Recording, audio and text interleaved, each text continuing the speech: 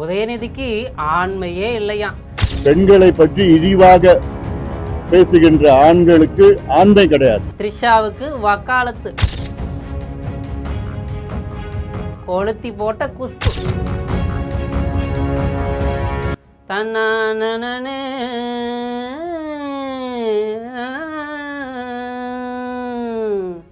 ஜிம்பு சக்கு சக்கு சக்கு ஜிம்பு சக்கு சக்கு சக்கு கொட்டா பாக்கும் கொழுந்துவ தலையும் பொட்டாவாய் செவக்கும் மச்சானியும் மச்சினி நானும் தொட்டா தூள் பறக்கும்.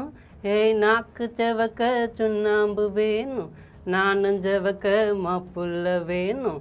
இந்த பாடல் வரிகளுக்கு ஏற்ப நாட்டாமை குஷ்பு அவர்கள் வாயில் வெத்தலையை போட்டுட்டு உதயநிதி அவர்களை பார்த்து காரி காரி துப்பிய கதையை நம் ஜெம் தொலைக்காட்சி மூலம் பார்க்கலாம்.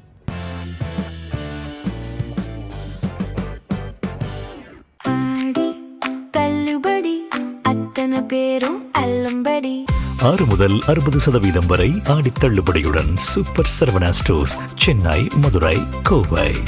நடிகையும் பாஜக நிர்வாகியுமான குஷ்பு எதிர்க்கட்சி தலைவர் உதயநிதி ஸ்டாலின் மீது கடுமையாக விமர்சனம் செய்திருக்கார். நடிகை த்ரிஷா குறித்து அவர் கூறியதாக கூறப்படக்கூடிய கருத்து பெண்களை அவமதிக்கும் வகையிலானது என்று, அப்படிப்பட்ட கருத்தை கூறியவர் தன்னை ஒரு தலைவராக அழைத்து கொள்ளவே வெட்கப்பட வேண்டும் என்று அவர் தெரிவிச்சிருக்கார். நேற்று முன்பு தஞ்சையில் திமுக சார்பில் காவிரி விவகாரம் குறித்து ஆர்ப்பாட்டம் நடந்துச்சு. இந்த ஆர்ப்பாட்டத்தில் எதிர்க்கட்சி தலைவரான உதயநிதி கலந்து கொண்டு பேசினார். அப்போது அவர் ஆளும் தாவேக அரசை மிக கடுமையாக விமர்சித்து பேசினார்.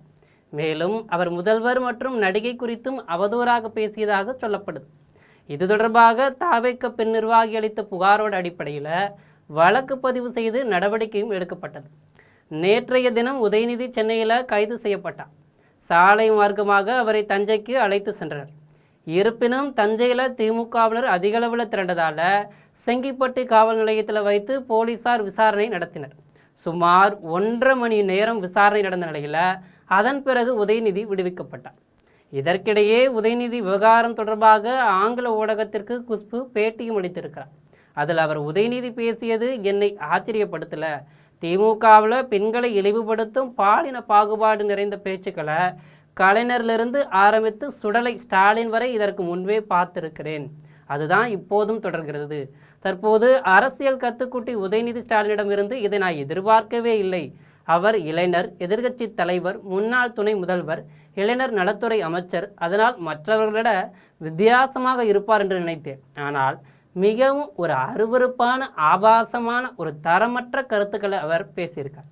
அதற்காக அவரிடம் சிறிதளவும் வருத்தம் கூட இல்லை. ஒரு பெண்ணை பொது மேடையில் அவமதிக்க உங்களுக்கு யார் அந்த உரிமையை கொடுத்தது? இது உதயநிதி ஸ்டாலின் மட்டும் செய்யும் விஷயம் அல்ல, எல்லா அரசியல் கட்சிகளையும் இது போன்ற சம்பவம் நடக்குது. இன்னும் எவ்வளவு காலம் பெண்களை இழிவுபடுத்த போகிறீர்கள்? ஒரு பெண்ணை அவமதித்து தான் தன்னை வலிமையான தலைவர் என்று நிரூபிக்க வேண்டுமா? உங்களை தலைவர் என்று சொல்லிக் கொள்வதற்கே வெட்கப்பட வேண்டும் என்று கடுமையாக விமர்சித்திருக்கிறார். உங்களுக்கு சூடு சுரண மான என்றும் எதுவும் இல்லை என்று கேட்காத ஒரு குறைதான். திமுக தலைவர்கள் இதற்கு முன்பும் பெண்கள் குறித்து இழிவாக பேசியுள்ளதாக குஷ்பு குற்றம் சாட்டினார். பெண்களை தரக்குறைவாக பேசிய திமுக நிர்வாகிகள் பெயரளவில் மட்டும் திமுகவிலிருந்து தூக்குவது போல் தூக்கிட்டு மீண்டும் அவர்களை தொட்டிலில் போட்டு தாளாட்டுவதுதான் திமுக என்று கடுமையாக சாடியிருக்கிறார். அவர் மேலும் நீங்கள் உண்மையில் ஆண்மை உள்ளவராக இருந்தால் ஒரு பெண்ணை அவமதிக்காமல் அரசியல் செய்யுங்க, அப்படி செய்ய தங்களுக்கு திராணி இருக்கிறதா என்று பார்ப்போம் என்று கடுமையாக விமர்சனம் செய்திருக்கிறார். அவர் மேலும் திமுக ஒரு கற்பனை செய்ய முடியாத ஒரு மாய உலகத்தில் வாழ்ந்து கொண்டிருக்குது, யாராலும் எங்களை எதுவும் செய்ய முடியாது என்று நினைத்து கொண்டிருக்கிறார்கள். ஆனால் இந்த தேர்தலில் அந்த மாய பலூன் உடைந்து விட்டது. திமுகவுக்கே அவர்களது சொந்த கட்சியினர் கூட வாக்களிக்கலை, அவர்களது குடும்ப உறுப்பினர்களே திமுகவுக்கு வாக்களிக்கலை. உதயநிதி பேச்சு பெண்களை இழிவாக பார்க்கும் மோசமான மனநிலையைத்தான் வெளிப்படுத்துது என்று காரி துப்பாத அளவுக்கு தன் பேச்சால் காரி துப்பி இருக்கிறார். மேலும் பெண்ணுக்கு பெண் குரல் கொடுப்பது போல பெண்ணுக்கு ஒரு ஆணாகிய பாமக தலைவர் அன்புமணி இதே கருத்தையும் முன்வைத்திருக்கிறார். சென்னை விமான நிலையத்தில் செய்தியாளர்களை சந்தித்து பேசினார். பெண்கள் குறித்து இழிவாக பேசுகின்ற ஆண்களுக்கு ஆண்மை கிடையாது, தன்னம்பிக்கையும் கிடையாது. அப்படி இல்லாதனால தான் பெண்களை இழிவுபடுத்தி பேசுகிறார்கள். உலகமே உற்று நோக்கக்கூடிய இந்த கேள்வியில் அனைத்து பதிலும் அடங்கிடும் என்று உதயநிதி இதுபோன்ற செயல்களில் அடங்கியிருக்க வேண்டும் என்று எச்சரித்திருக்கிறார். சின்ன தம்பி குஷ்பு கொளுத்தி போட்டிருக்கும் இத்தகைய குசும்பு பேச்சுக்கு உங்கள் கருத்தை நம் ஜெம் கமெண்டில் பகிரவும். இதுபோன்று உள்ளதை உள்ளபடி குஷ்பு சொன்னதை சொன்னபடி எண்ணற்ற செய்திகளை உள்ளது உள்ளபடி வழங்கும் நம் ஜெம் தொலைக்காட்சியுடன் எப்போதும் இணைப்பில் இருங்கள். நன்றி, வணக்கம்.